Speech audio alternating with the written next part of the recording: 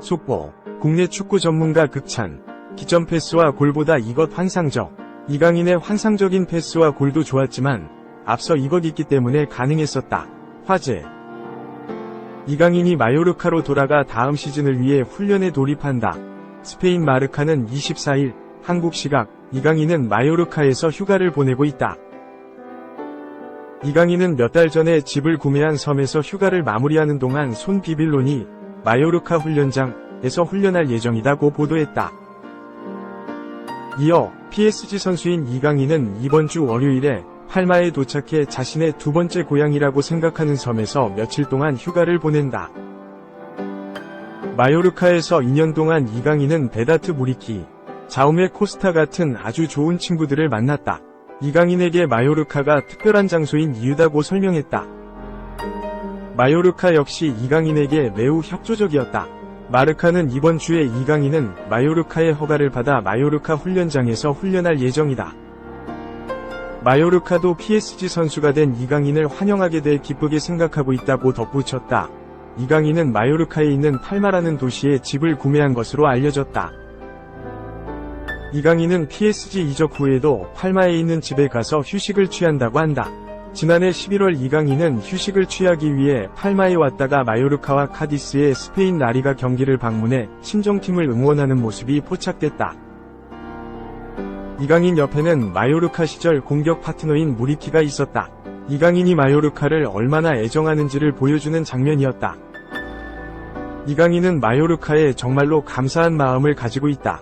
이강인은 PSG 이적 후 구단 인터뷰에서 2년 동안 마요르카와 함께 스페인 라리가에서 뛸 수 있어서 행운이었다. 모든 커리어가 특별하지만 팀에 가장 많이 기여하고 가장 중요한 모습을 보여준 시즌은 지난 시즌이었다. 며 마요르카에서 자신이 확실하게 성장할 수 있었다고 이야기했다. 이강인은 발렌시아에서 많은 기대를 받으면서 1군까지 올라섰지만 1군에서 꾸준한 기회를 받지 못했다. 경기 중에 교체되자 좌절하는 모습도 보여줬다. 구단에서 자신을 중요하게 생각하지 않는다는 느낌 속에 발렌시아를 떠날 수밖에 없었다. 이때 이강인에게 손을 내민 팀이 마요르카였다. 마요르카는 이강인의 잠재력이 터질 수 있다고 확신했다. 첫 시즌 이강인이 다소 아쉬운 활약을 보여줬을 때도 마찬가지였다. 마요르카가 보낸 신뢰 속에 이강인은 이적 2년차에 드디어 재능이 폭발했다. 마요르카의 에이스로 맹활약하면서 팀을 중위권까지 올려놓았다. 덕분에 이강인도 PSG로 이적할 기회를 얻었고 마요르카도 이강인을 이적시키면서 많은 돈을 벌 수 있었다. 모두가 윈윈이었다. 이강인은 모든 코치진, 스태프, 구단 전원에게 감사하다. 스페인에 올 때부터 내 꿈인 1군 선수로 뛰는 걸 이룰 수 있었다. 그래서 마요르카에서 보낸 시간이 특별했다. 이후 강등도 피했다. 특별한 기억이다. 지난 시즌은 제가 팀을 정말로 도울 수 있는 선수라는 걸 전 세계에 증명한 시즌이다. 그래서 내가 죽기 전까지 마요르카에 감사할 것이다. 며 마요르카를 평생토록 잊지 않겠다고 다짐했다. 38살의 유로 쉽지 않네. 모드리치, 눈물 펑펑, 탈락 직강. 15초 남기고 실점. 크로아티아 이탈리아와 1에서 1무. 루카 모드리치, 38. 레알 마드리드가 끝내 눈물을 흘렸다. 크로아티아의 유로대회 16강 직행을 노렸지만 이탈리아의 경기 종료 직전 실점하며 물거품이 됐다.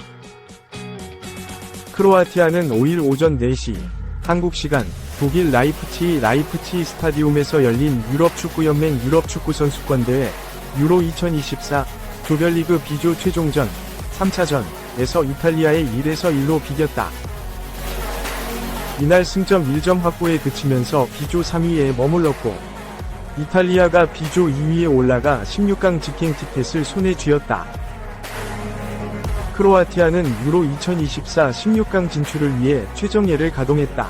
마리오 파샬리치, 안드레이 크라마리치, 루카 수치치, 스리토비 이탈리아 골망을 겨냥했다. 마테오 코바치치, 마르셀로 브로조비치, 루카 모드리치가 허리에서 뛰었고 요슈코 그바르디올, 마린 퐁그라치치, 요십 슈탈로, 요십 스타니시치가 포백에 위치했다. 골키퍼 장갑은 도미니크 리바코비치가 지켰다.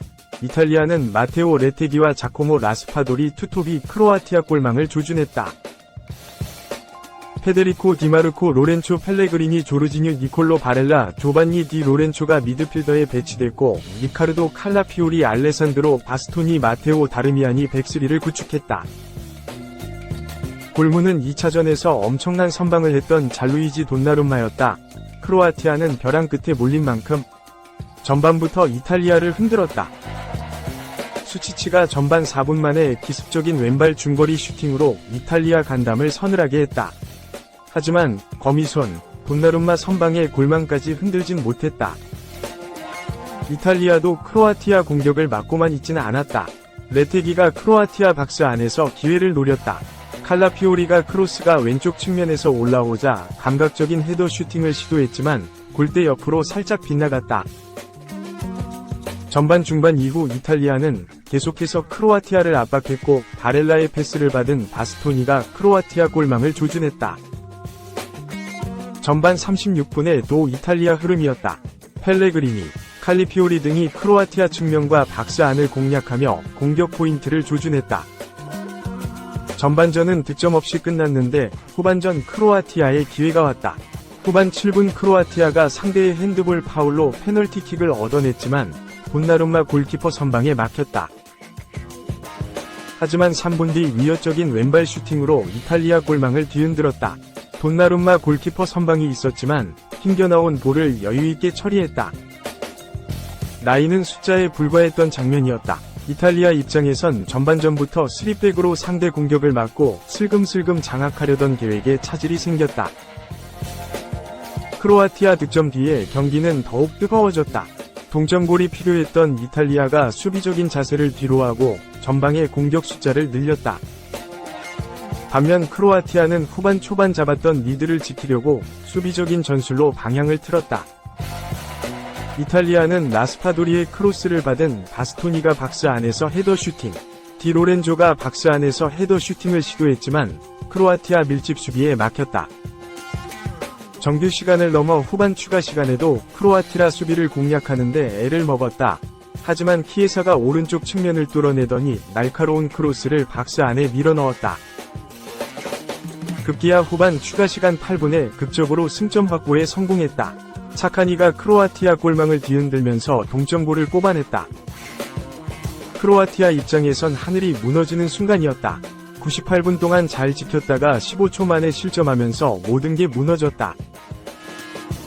결국 경기는 양팀 무승부로 끝났고 크로아티아는 B조 3위로 내려앉았다. 유로 2024 예선 조 3위 중 성적 좋은 4팀이 토너먼트에 진출한다. 3위 순위 중 크로아티아보다 한 칸 위에 있는 슬로베니아가 잉글랜드에 4골 이상 대패를 해야 16강에 진출할 수 있는 악조건이다. 반면 이탈리아는 B조 2위로 16강 직행에 성공했다. 3. 음바페 영입 악효과 발생. 인생 역전, 스트라이커. 드림팀, 레알 만류에도 이적 결정. 레알 마드리드가 완전 영입하려고 했던 호셀루는 팀을 떠날 것으로 보인다. 스페인 카데나 코페는 24일, 한국 시각, 호셀루는 더 이상 레알에서 뛰지 않을 것이다. 호셀루는 킬리안 음바페와 엔드릭이 도착하기 전에 상황을 바꾸길 원하고 있다고 보도했다. 호셀루는 2023에서 2024 시즌을 통해 인생 역전의 아이콘으로 등극했다. 커리어로 선수를 평가하기 어렵지만 호셀루는 흔히 말하는 레알급 선수가 아니었다. 2009-2010 시즌에 셀타 비고에서 데뷔한 이후로 어느 한 팀에서도 정착하지 못한 전임맨 스트라이커다.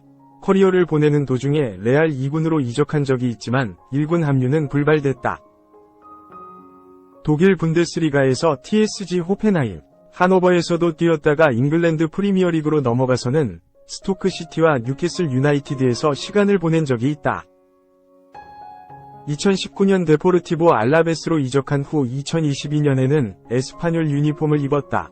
호셀루는 2022-2023 시즌에 에스파뇰에서 16골을 터뜨리면서 리그 득점 3위에 오르는 뛰어난 활약을 보여줬다. 하지만 팀은 강등됐다. 이에 레알은 카림 벤제마가 떠난 공백을 임시방편으로 채워줄 공격수로 호셀루를 임대로 데려왔다. 호셀루는 2021에서 2022 시즌 유럽 챔피언스리그 결승전에서 레알을 응원하기 위해 프랑스 파리까지 찾아가 직관했던 선수였다. 그만큼 레알에 대한 애정이 엄청난 선수였는데 데뷔 14년 만에 제대로 된 레알 1군 유니폼을 입게 됐다. 레알 팬들은 호셀루에게 많은 기대를 하지 않았지만 호셀루는 선발과 교체를 오가면서 이번 시즌에만 17골을 터뜨려줬다. 백미는 바이에른 뮌헨과의 UCL 4강 2차전이었다. 레알은 홈에서 바이에른의 선제 실점을 내주며 탈락 위기에 내몰렸다.